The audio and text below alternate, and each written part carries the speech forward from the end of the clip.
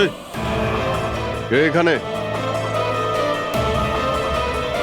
আমার চোখ কেন বেঁধে রেখেছ? বলো আমাকে, কোথায় নিয়ে এসছো আমাকে? কে তোমরা? এই, বলো আমাকে।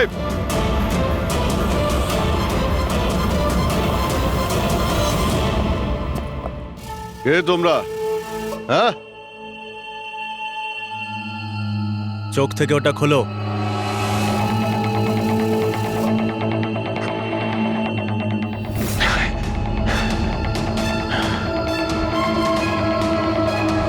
তোমরা জানো কাকে কিডন্যাপ করেছো?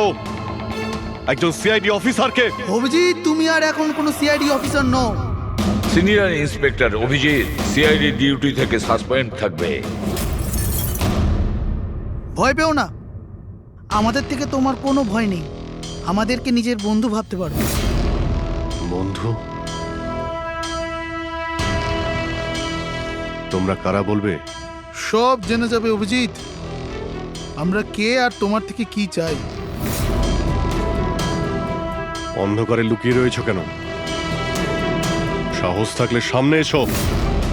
আমরা অন্ধকারে আছি কারণ এই দেশ আর সমাজ আমাদেরকে আলোতে কাজ করতে দেয় না। তার মানে আমরাও তোমার মতো একজন আইনের রক্ষক, কিন্তু তুমি আইনের ছাতার তলায় কাজ করো আর আমরা ওর বাইরে। আমরা অপরাধীদের সরাসরি সুবিচার দিয়ে থাকি, না কোর্ট, না কাছারি, না এনকোয়ারি কমিশন, সোজা মৃত্যুদণ্ড। এক মিনিট, তোমরা কি বলছো? আমি কিছুই বুঝতে পারছি না। চিনতে পারছো একে? এ তো মালবিকা, নামেই সোশ্যালাইট, কিন্তু অনেক আতঙ্কবাদী সংগঠনের সঙ্গে যুক্ত। Good, next. একে আবার চিনব না? সবাই জানে ও রিয়েল এস্টেটের ব্যবসায়ী, কিন্তু তার আড়ালে ড্রাগসের ব্যবসা। উইলিয়াম? এ তো উইলিয়াম। 7টা মার্ডারের কেস আছে এর উপরে। That's right. কিন্তু এদের ছবি তোমরা আমায় কেন দেখাচ্ছ? আইনের ইতিহাসে আজ এক ঐতিহাসিক জয়। ভয়ঙ্কর আসামি বালা সিজু, যাকে বাচ্চাদের অপহরণের জন্য প্রত্যেক রাজ্যের পুলিশ খুঁজে বেড়াচ্ছিল, সে শেষ পর্যন্ত সিআইডির হাতে ধরা পড়ে গেল। এখন সিআইডির টিম বালাকে জিজ্ঞাসাবাদ করবে, আর বালাকে জিজ্ঞাসাবাদের ভিডিও বানিয়ে সেটাকে আদালতে প্রমাণ হিসেবে তুলে ধরবে, যাতে বালাকে কঠোর থেকে কঠোরতর সাজা দিতে পারা যায়।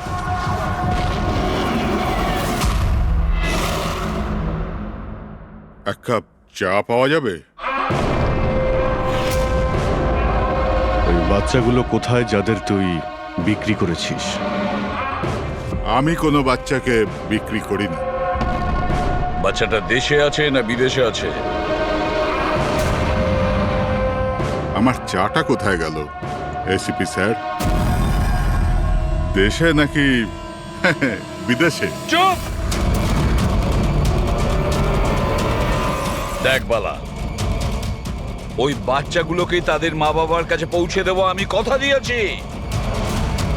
যদি ওদের কিছু হয় না, তোর অবস্থা আমি এমন করব যেটা তুই স্বপ্নেও ভাবতে পারছিস না।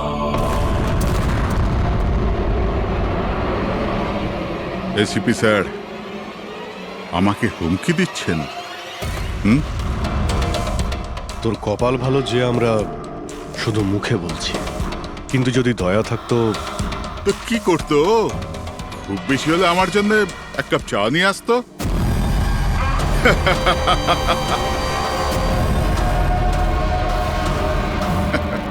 পা নিচে নামা। আরে ম্যাডাম, আপনি আমার জন্য চা বানিয়ে আনুন। তাছাড়া মেয়েদের কাজ ঘরেই হয়, এই সিআইডিতে কেন সময় নষ্ট করছেন আপনি? আর যদি আমার ম্যাডামের হাতের চা ভালো লাগে, হ্যাঁ, তো আমি ওর সাথে বিয়ে করবার ব্যাপারেও ভাবতে পারি। উকিল বাবু, এ কিন্তু বড্ড বাড়াবাড়ি করছে। কি তোর এত সমস্যা হচ্ছে কেন অভি? হ্যাঁ? তোর এই ম্যাডামের সাথে কোনো চক্কর চলছে নাকি রে? এটা কি করলেন আপনি? আমার ক্লায়েন্টের উপর হাত তুললেন আপনি।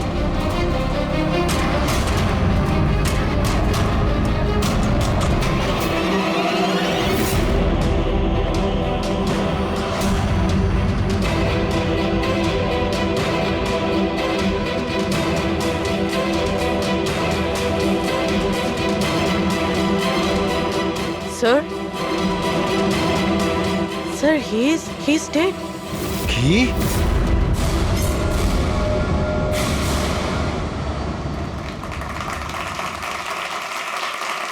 Good evening ladies and gentleman and welcome to প্রশ্ন উত্তর। আমি আপনাদের হোস্ট অভয় কুমার আপনাদের স্বাগত জানাই। আজকের বিষয় একটা বিতর্ক যে আমাদের দেশের আইনের রক্ষাকর্তারা আইনের থেকেও কি বড়। আপনারা সবাই এটা নিশ্চয়ই শুনেছেন যে সিআইডির সিনিয়র অফিসার অভিজিতের উপরে বালা নামক এক ক্রিমিনালকে হত্যার অভিযোগ আরোপ করা হয়েছে। এই জন্য আমাদের মাঝে আজকে উপস্থিত আছেন নিজেই senior inspector Abhijit from the CID bureau, যার সাথেই এসিপি প্রদ্যুমান স্যারও, ওয়েলকাম স্যার, আর senior inspector Daya CID bureau থেকে। আমাদের প্যানেলিস্ট হলেন ex army officer mister Ranbir, ex IB officer Sanjit sir, আর এক্স জাজ মিসেস মন্দিরা, আর সঙ্গে আছেন ক্রাইমের senior editor Madan Kumar sir, আর সঙ্গে উপস্থিত আছেন সিনিয়র জার্নালিস্ট আর হিউম্যান রাইটস অ্যাক্ট্রেস। তাহলে আমি শুরু করতে যাচ্ছি হিউম্যান রাইটস অ্যাক্ট্রেসকে দিয়ে। বলুন, এই কেস সম্পর্কে আপনি কি বলবেন? এদের মতো অফিসারদের জন্যই আইনের নাম খারাপ হচ্ছে দেশে। একদম ঠিক। হাতে বন্দুক কি শক্তি এসে যায়? এনাদের মনে হয় কি যা খুশি তাই করবে। আর মানবাধিকারকে মুচড়ে রেখে দেয় এই সব আইন রক্ষকরা। হ্যাঁ, আমি তো বলি এদের থেকে বন্দুকটাই ফেরত নিয়ে নেওয়া উচিত। বন্দুক চালানোর নৈতিকতা কি হতে পারে এদের ধারণাই নেই। আমি তো এটা বলবো যে এরা একটা সিম্পল কথাকে রং চড়িয়ে বলছে।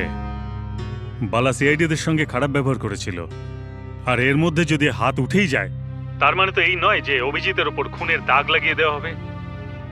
আর যদি কোনো অপরাধীর হাতে হতো এই খুন, তো তাহলে কি আপনি ছেড়ে দিতেন? বা সাধারণ মানুষের হাতে? না তো।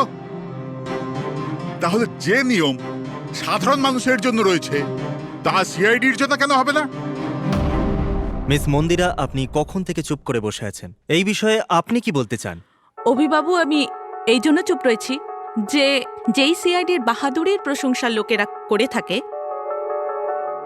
তাদেরকে আজ এখানে অপমান করাটা ঠিক হচ্ছে কি?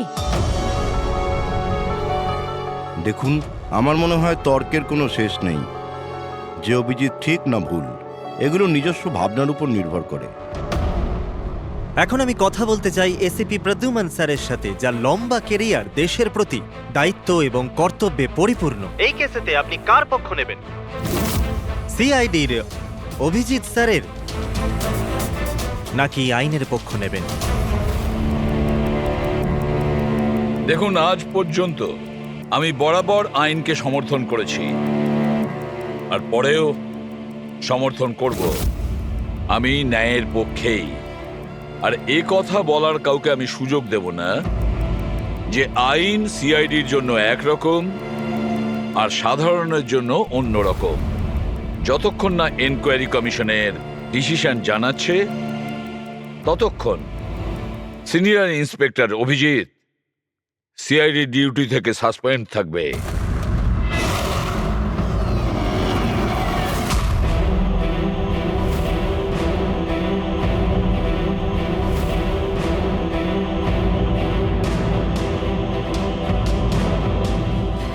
এক মিনিট স্যার।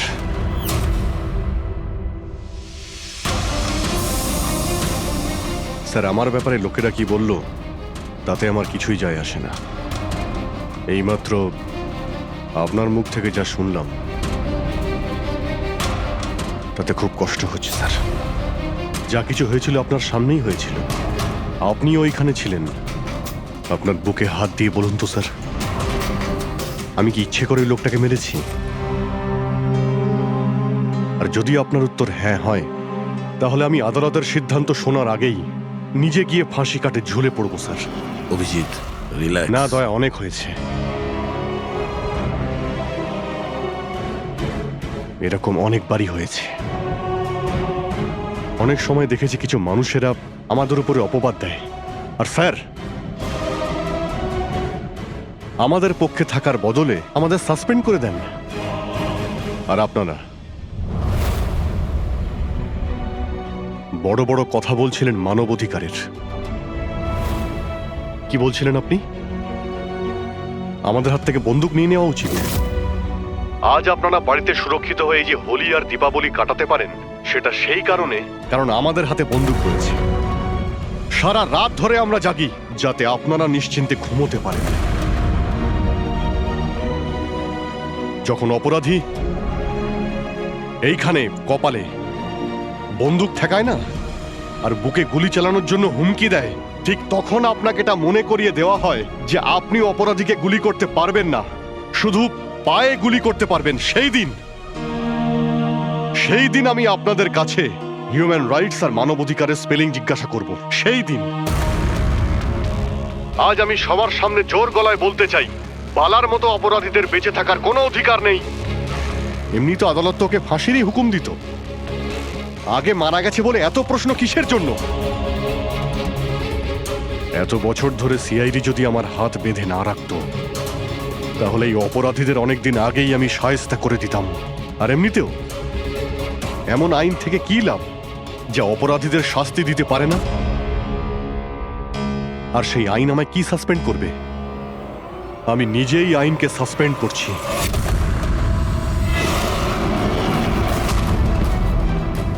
মনে সাহস আর পকেটে রেজিগনেশন নিয়ে আমি সবসময় ঘুরি।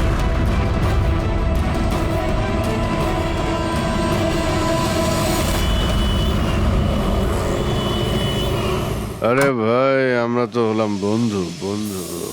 কি চাই বলো তোমার? এই আমার বন্ধুর জন্য সব নিয়ে এসো আজকে, তুমি আর আমি মিলে। এই চল চল। অভিজিৎ, কি হয়েছে কি তোমার? কোন জায়গায় বসে আছো তুমি? আর কি ধরনের লোক আছে সাথে? চলো ওঠো ওঠো, চলো বাড়ি চলো। কোথায় যাব? সিআইডি ব্যুরোই তো আমার বাড়ি ছিল, আর ওখানে যাওয়ার আমার পারমিশন নেই। স্যার, সব ঠিক হয়ে যাবে। আপনি এখান থেকে চলুন। সব ঠিক হয়ে যাবে? এর থেকে আর কি ঠিক হবে? আর এখন আমি সিআইডি অফিসার নই। কোনো হিউম্যান রাইটস, কোনো এনকোয়ারি কমিশন আমার কিছুই করতে পারবে না।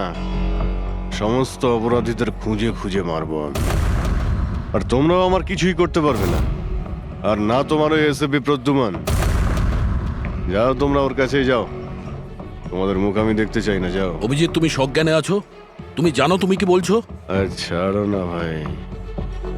যদি তুমি সত্যিকারের বন্ধুই হতে না, তাহলে ওই দিনই প্রমাণ করে দিতে আজ এই সমস্ত ন্যাকামি করার কোনো প্রয়োজন নেই।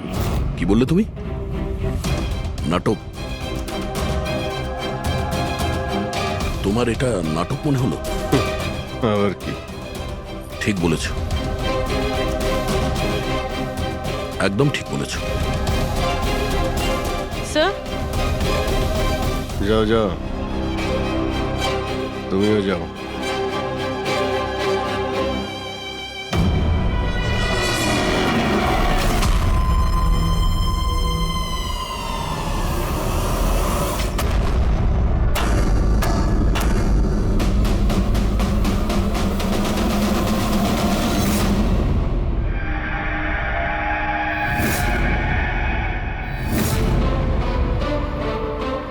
এই, কে এখানে? আমার চোখ কেন বেঁধে রেখেছ?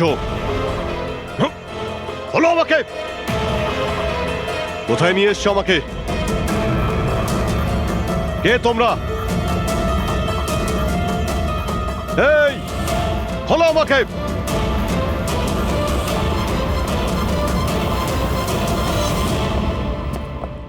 কে তোমরা? হ্যাঁ, চোখ থেকে ওটা খোলো।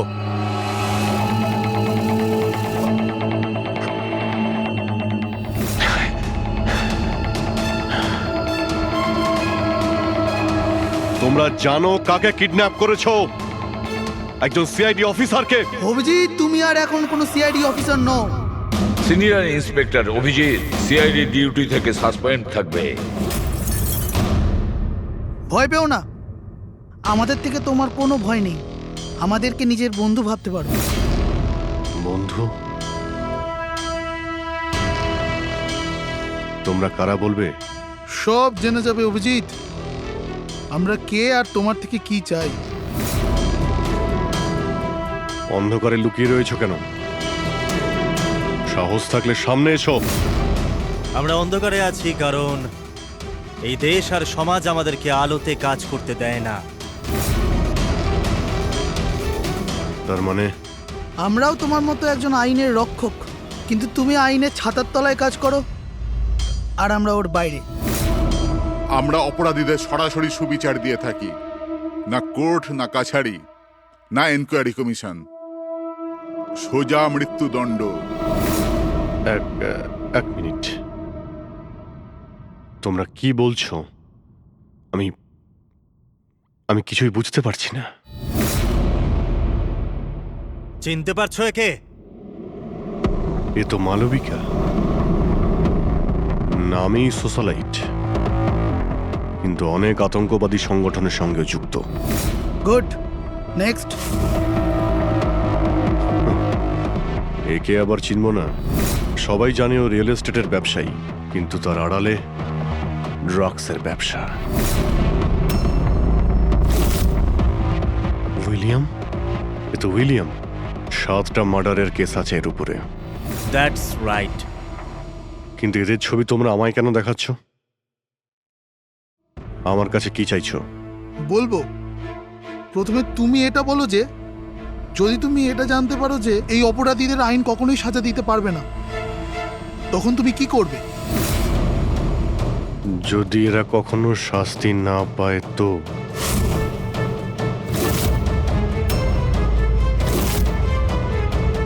তো আমি এদের নিজেই মারব।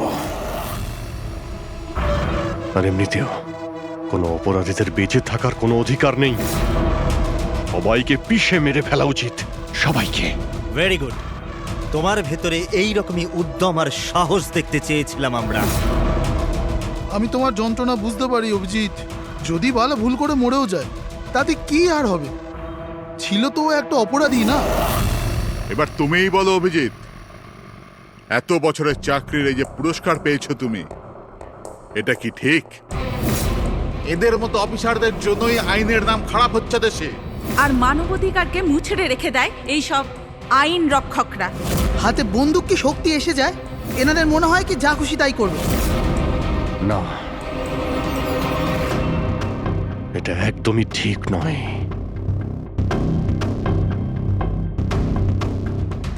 শুধু আমিই জানি সবার সামনে এইভাবে অপমানিত হতে ঠিক কেমন লাগে, কতটা যন্ত্রণা হচ্ছে আমার। আমরা বুঝতে পারছি অভিজিৎ, এই জন্যই তো তোমার দিকে বন্ধুত্বের হাত বাড়াতে চাই। আমাদের গ্যাংয়ের কাজ হলো এই অপরাধীদের শাস্তি দেওয়া, যাদেরকে আদালত খোলা ছেড়ে দিয়েছে। হাত মেলাবে আমাদের গ্যাংয়ের সাথে? এত কি ভাবছো অভিজিৎ? আমাদের সঙ্গে থাকবে নাকি ওই সিস্টেমের সাথে, যে অজান্তে হওয়া একটা ঘটনার জন্য তোমাকে শাস্তি দিয়েছে? আমি জানি না যে তোমরা কারা, তবে লড়াই যখন অপরাধ আর অপরাধীদের বিরুদ্ধে, তখন আমার উত্তর সবসময় হ্যাঁ। কিন্তু এর প্রথমে তোমাকে বিশ্বস্ততার পরীক্ষা দিতে হবে। বিশ্বস্ততার পরীক্ষা? এই লোকটা কে? গগন, যে 5 জন মহিলাকে খুন করেছে, আর আদালত একে মানসিক ভারসাম্যহীন হিসেবে মুক্তি দিয়ে দিয়েছে। নাও রিভলভার আর চালাও গুলি।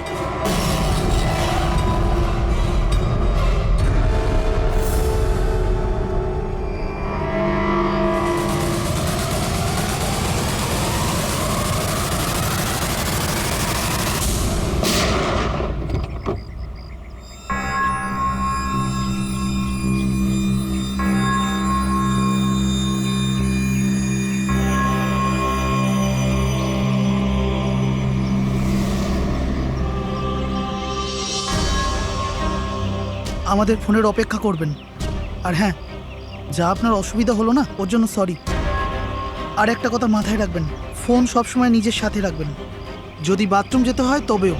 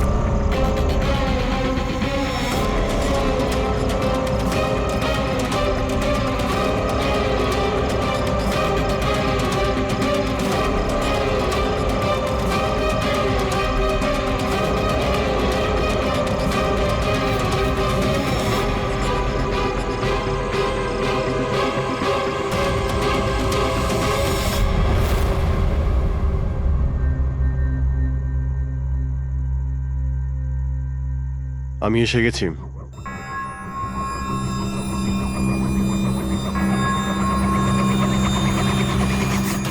আমাদের সন্দেহই ঠিক।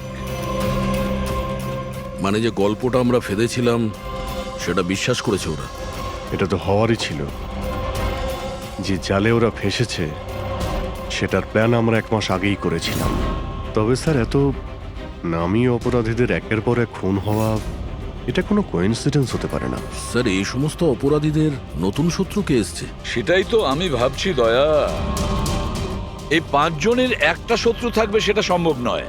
কিন্তু স্যার, আলাদা আলাদা থাকলে তারা একসাথে হামলা করলো কিভাবে? পুরোপুরি লোকগুলো আলাদা হতে পারে, কিন্তু গ্যাং একটাই, মোটিভও একটাই, খারাপ মানুষগুলোকে শেষ করা। কিন্তু আইনকে নিজের হাতে নিয়ে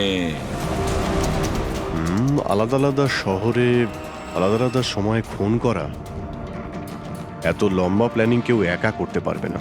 একদম ঠিক বলছো অভিজিৎ। মনে হয় তুমি কিছু পেয়েছো। হ্যাঁ হ্যাঁ বস।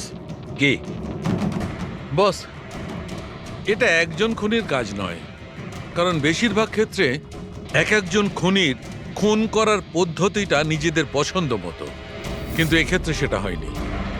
এই দেখো, একে গুলি করা হয়েছে, গুলি অনেক দূর থেকে করা হয়েছে, কিন্তু সেটা সোজা এসে হার্টে বিঁধেছে, 1 ইঞ্চিও এদিক ওদিক নয়। আর একটা, একে মার্শাল আর্টের একটা বিশেষ পদ্ধতি দিয়ে মারা হয়েছে, খুবই বিপজ্জনক, একটা আঘাতেই শেষ। আর এই তৃতীয় মার্ডার, এই তৃতীয় ব্যক্তিকে বিষ দিয়ে হত্যা করা হয়েছে। একটা ছোঁচলো জিনিস দিয়ে বিষটা ইনজেক্ট করা হয়েছে সোজা আর্টারিতে। বিষটা খুব তাড়াতাড়ি রক্তে মিশেছে আর স্পট ডেড। তাহলে তৃতীয় মার্ডারটাও কোনো এক্সপার্টই করেছে স্যার? হ্যাঁ অভিজিৎ, প্রথম শার্প শুটার, দ্বিতীয় মার্শাল এক্সপার্ট, আর তৃতীয় জন খুব ভালো করে ইনজেকশন দিতে জানে। তারা যারাই হোক, মানুষকে বিশেষভাবে মারার প্রশিক্ষণ প্রাপ্ত এরা, যেমন কোন স্পেশাল এজেন্ট।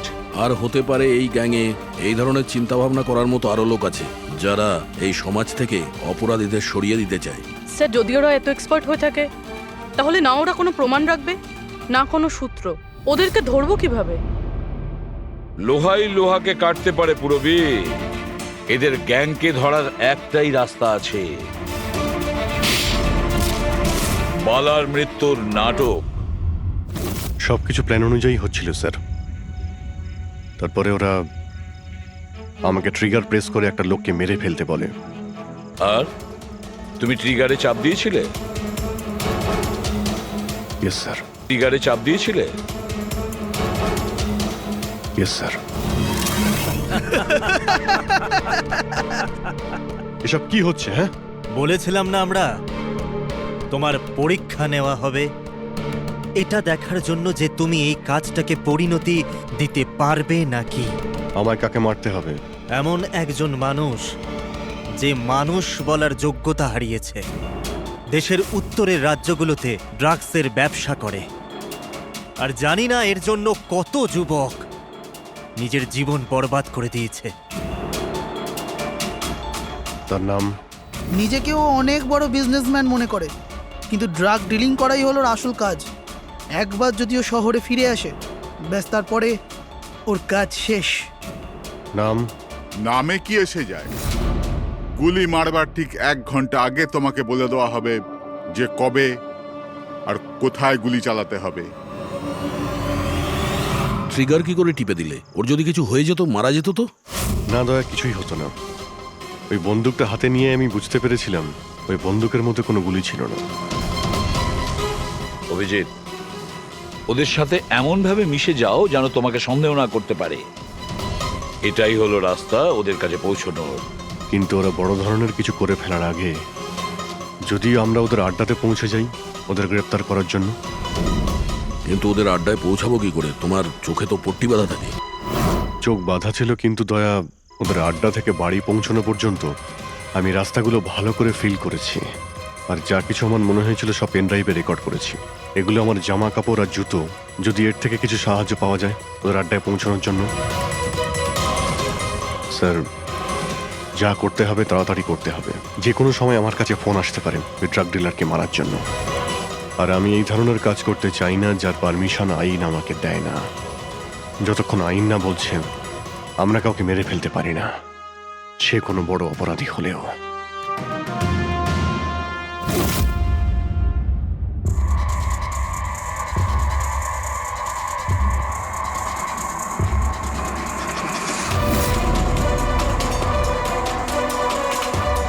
ভালো করে শুনুন, প্রায় 1.5 ঘন্টা লেগেছিল ওদের আড্ডা থেকে আমার বাড়িতে ফিরতে। গাড়ির স্পিড 60-এর উপরে যায়নি। 15 মিনিট গাড়ি ট্রাফিক জ্যামে আটকে ছিল। 10-15, আর ঠিক ওই সময় কাউকে শ্মশানে নিয়ে যাওয়া হচ্ছিল। আর হ্যাঁ, যখন আমি আড্ডা থেকে বেরিয়েছিলাম তখন ওখানে কোনো মন্দিরে আরতি হচ্ছিল যা মাইকে বাজছিল। প্রায় সব মিলিয়ে 6টা সিগন্যালে গাড়ি দাঁড়িয়েছিল, আর প্রায় 5টা ফ্লাইওভার ছিল। প্রত্যেকটা ফ্লাইওভার ক্রস করতে 40 থেকে 50 সেকেন্ড লেগেছিল। রেলওয়ে স্টেশন, একটা ফ্লাইওভারের নিচে রেলওয়ে স্টেশন ছিল যেখানে ট্রেনের অ্যানাউন্সমেন্ট হচ্ছিল। স্যার। হ্যাঁ বলো। এই দেখুন স্যার, এই দেখুন, অনিকেত কুমার স্যার। সিবিআই 2 দিন আগেই ওর সঙ্গে কথাবার্তা বলেছে। স্যার, দেশে অনেক জায়গায় ও ড্রাগসের ব্যবসা করে। এখন কোথায়? ফ্রেডি স্যার দেখছেন স্যার। স্যার, এটা প্যাডি, ধান। ও ধান। ওই যে তুমি অভিজিতের জামা থেকে যে সুতোটা এনেছিলে সেইটা একটা বস্তা সুতো, পাটের বস্তা। তাহলে ধান আর পাটের সুতো, তার মানে হচ্ছে এটা কোনো গোডাউন, কোনো একটা গোডাউনকে আস্তানা বানিয়েছিল ওরা। এমন একটা গোডাউন যেখানে সবজি বিক্রি হয় অথবা কোনো ধানের কল। স্যার, স্যার এই রুটটা নিয়েছে এরা। রুটটা সেই রকমই যেরকম অভিজিৎ স্যার বলেছে। আমার মনে হয় এটাই। Good job Purabi. হ্যাঁ ডক্টর সালুকে। কি অভিজিৎকে আনাজের গুদামে রাখা হয়েছিল? অনিকেত আজকে সকালেই গ্রিস থেকে ফিরেছে, এখন অব্দি অফিসেও যায়নি। আচ্ছা, গ্যাং থেকে ফোন আসবে অভিজিতের কাছে। আসবে ফোন।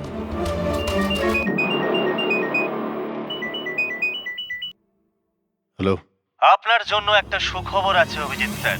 যে সময়ের আপনি অপেক্ষা করছিলেন সেটা এসে গেছে। আজকের এই শুভ দিনে এক অপরাধী শাস্তি পাবে। ঠিক 1.5 ঘন্টা পরে একটা কালো রঙের গাড়ি আসবে আপনার কাছে, আর বলে দেওয়া হবে আপনি কার ওপর আর কখন গুলি চালাবেন। হ্যাঁ, কিন্তু রাইফেল কোনটা? তাতে কি যায় আসে রাইফেল কোনটা?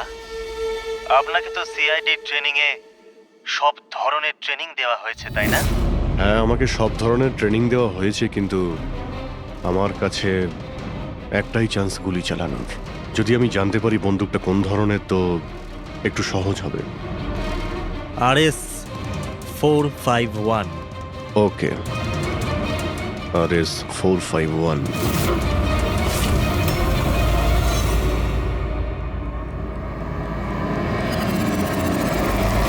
এটা কি বলছেন আপনি?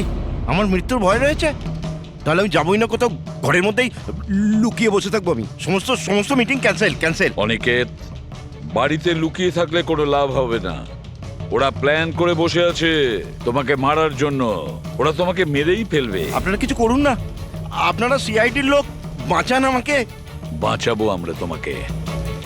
আর এবার গুলি আমাদের অফিসার তোমাকে করবে। তোমার জামার ভেতরে একটা বুলেট প্রুফ জ্যাকেট থাকবে আর কিছু রক্তের প্যাকেট। কিন্তু স্যার, লক্ষ্য এদিক ওদিক হয়ে গেলে যদি গুলি মাথায় লেগে যেত? কিচ্ছু হবে না, কারণ গুলিটাও নকল থাকবে। আর হ্যাঁ, তুমি তোমার কর্মফল ভোগ করবে। তোমাকে শো করে ওই মাস্টার মাইন্ডকে আমরা আগে ধরবো।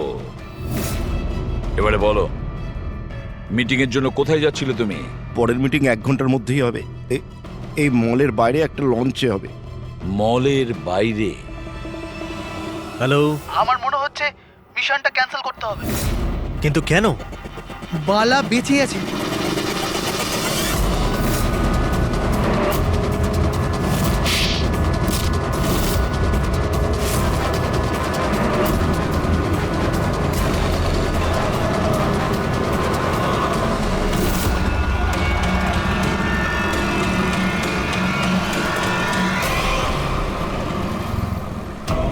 খুব বড় বিশ্বাসঘাতকতা হয়েছে আমাদের সাথে। অভিজিতের হাতে কেউ খুন হয়নি। প্ল্যান ক্যান্সেল করব না আমরা। সিআইডি আর অভিজিৎকে এই বিশ্বাসঘাতকতার চরম মূল্য চোকাতে হবে।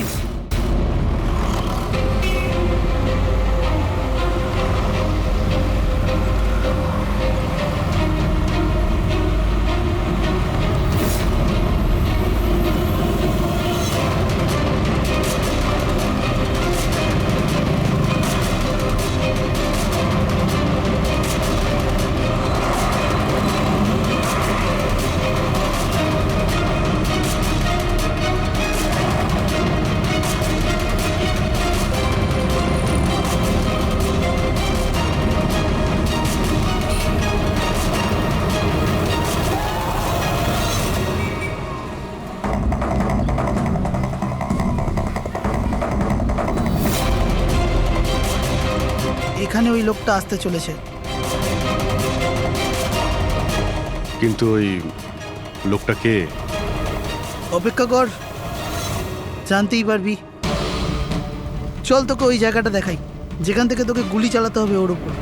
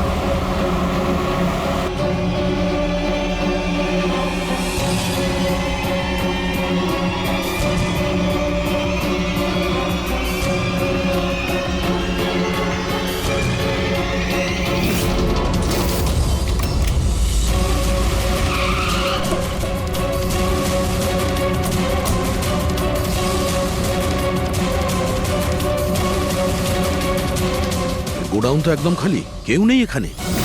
হ্যাঁ স্যার, এটা তো সেই গুদাম নয় যেটা আমরা খুঁজছি। ও দাদা ভাই, কে আপনারা? কি চাই? তুমি এখানে কাজ করো? ইয়েস। এই গোডাউন কেউ ব্যবহার করছিল কি? না তো, গত 2 বছর ধরে বন্ধ পড়ে আছে। এই গোডাউনটা আমার বস বিক্রি করতে চায়, তা আপনি কি কিনবেন? যদি এটা ওই গোডাউন না হয় তাহলে কোন গোডাউনটা?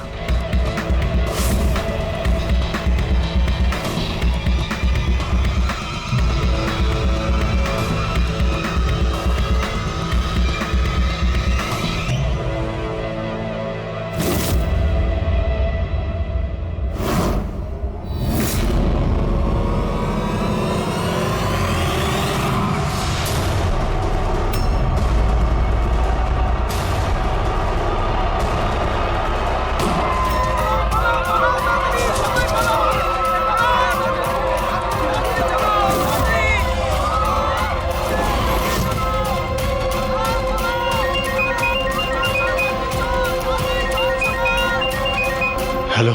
অভিনন্দন অভিজিৎ, তোমার সাফল্যের জন্য। Aniket is finished. এবার দেখা করে অভিনন্দন জানাবো তোমাকে। ঠিক আছে, আসছি আমি।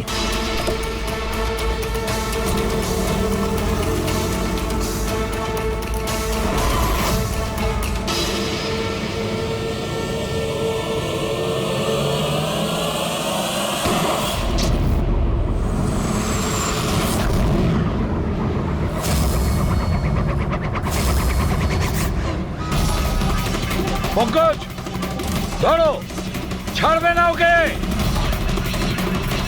ও নো স্যার। কি হয়েছে? স্যার আমি একটা ভুল করে ফেলেছি, ওই তিলকনগরের গুদামটা মিস করেছি। স্যার এই দেখুন স্যার, ওখানেও একটা মন্দির আছে, শ্মশান আছে, ফ্লাইওভার আছে আর রেলওয়ে ট্র্যাক। আচ্ছা, ওই গোডাউনটা না তো? কত দূর এখান থেকে? স্যার ট্রাফিক জ্যাম নিয়ে 40-45 মিনিট লাগবে। স্যার, অপরাধীরা জানতো আমাদের প্ল্যানটা। অভিজিৎ স্যারের নকল গুলি চালাবার কথা। অভিজিতের সামনে বিপদ, দয়াকে ফোন করতে হবে। দয়া, দেখো অনিকেতকে কেউ গুলি করেছে, আসল গুলি। হ্যাঁ, অভিজিতের সামনে বিপদ। ওদের আড্ডা জানতে পেরেছো? না স্যার, খুঁজছি। তাড়াতাড়ি তাড়াতাড়ি দয়া, আমাদের হাতে টাইম নেই।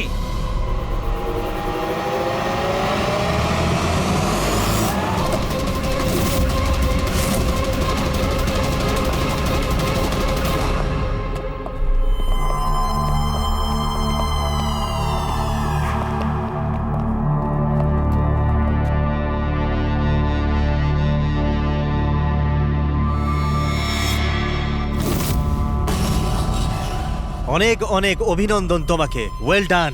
অনিকেতের মৃত্যুর খবর প্রত্যেকটা নিউজ চ্যানেলে দেখাচ্ছে, আর এখন তুমি আমাদের বিশ্বাস জিতে নিয়েছো। এই জন্য এখন অন্ধকার থেকে আলোতে এসে তোমার সাথে নিজেদের পরিচয় করাবো।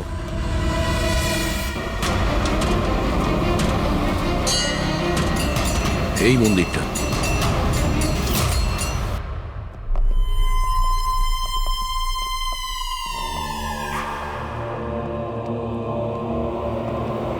আমাদের প্যানেলিস্ট হলেন ex IB officer Sanjit sir,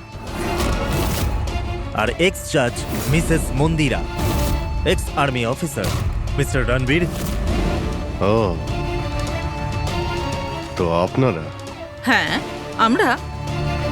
কেন চমকে গেলেন নাকি আমাদের দেখে? ভুলে গেলেন সেই দিনটা যখন শুধু আমি সমর্থন করেছিলাম আপনাকে?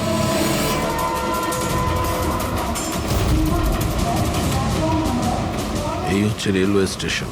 অভিজিৎ, আমাদের সবাইকার লক্ষ্য এক, অন্যায় সাফ করা। কিন্তু আপনাদের চতুর্থ সঙ্গী,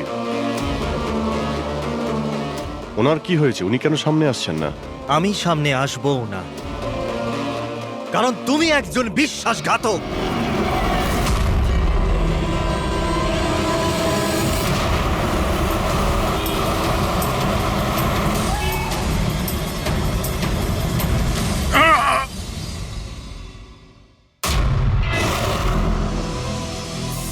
বালা বেঁচে আছে? হ্যাঁ, এ বেঁচে আছে, কারণ এই সব কিছু সিআইডির প্ল্যান মাফিক কাজ ছিল আমাদের ফাঁসানোর জন্য। আর এই হচ্ছে শ্মশান ঘাট। আর অনিকেত? সেও নিশ্চয়ই জীবিত আছে, নিশ্চয়ই এই অভিজিৎকে নকল গুলি মেরেছে। অভিজিৎ, এই বেইমানির জন্য একটাই সাজা, শুধু মৃত্যু, শুধুই মৃত্যু। তুমি আর বালা দুজনেই মরবে, দুজনেই। আর তোকে আমরা মারবো না, তোকে এ মারবে। আমি কেন? কেননা একজন বাহাদুর এবং সৎ ইন্সপেক্টরকে মারা আমাদের নীতির বিরুদ্ধে। চল, তুই মার, নইলে আমরা তোকে মারবো। ও তো আপনারা এমনিই মারবেন। না, আমরা তোমাকে আর একটা সুযোগ দেব। চালাও গুলি। নেবালা, পিস্তল নে। এই নে।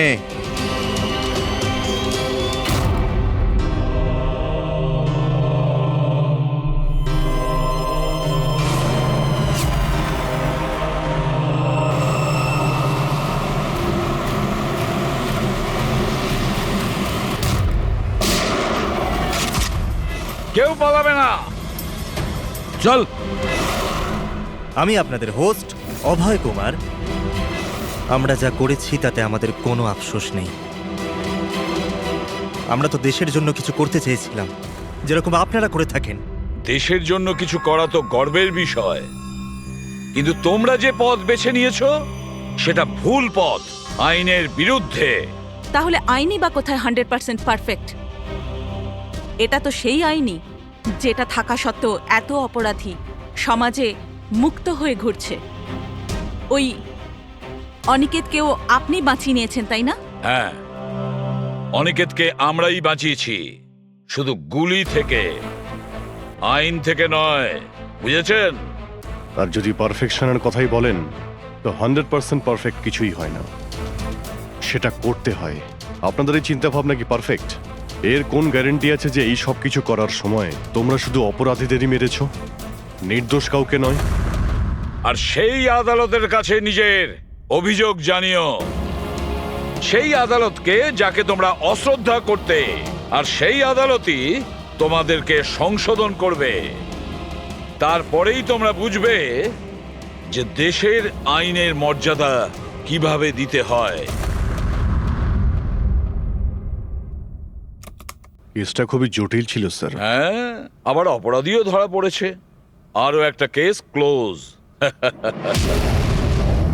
তোমরা কি বাড়ি যাবে না নাকি? কিন্তু এখনো একজন অপরাধীকে ধরতে বাকি আছে। কি দয়া? Hello CID. কে আপনারা? কি চাই এখানে? আমি বিক্রম, ক্রাইম টিম থেকে। আমাকে এখানকার তল্লাশি নিতে হবে। এই হলো সার্চ ওয়ারেন্ট। তল্লাশি?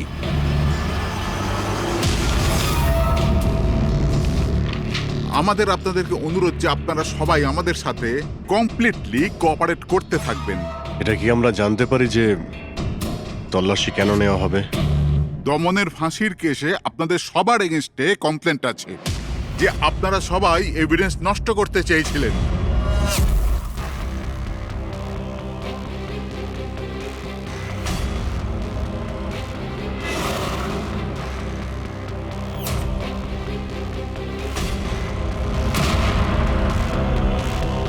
তল্লাশি শুরু করো।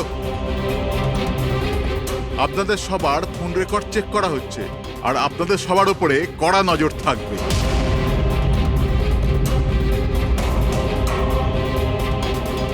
আর হ্যাঁ, আপনাদের সবার সাথে একা একা প্রশ্ন উত্তরও করা হবে। আমার আপনাদের ব্যক্তিগত পরামর্শ হলো, যাই বলবেন একদম সত্যি বলবেন। এটাই সিআইডির ভবিষ্যৎ তৈরি করবে। এই, আমরা সিআইডির কোনো গ্যাসের বেলুন নয়। আর তুমি কে আমাদের ফিউচার ঠিক করার? হ্যাঁ, সিআইডির অস্তিত্ব সত্যের উপরে দাঁড়িয়ে রয়েছে, মিথ্যের উপরে নয়। হ্যাঁ হ্যাঁ, আমি জানি আপনারা সিআইডির লোক, জানি আমি।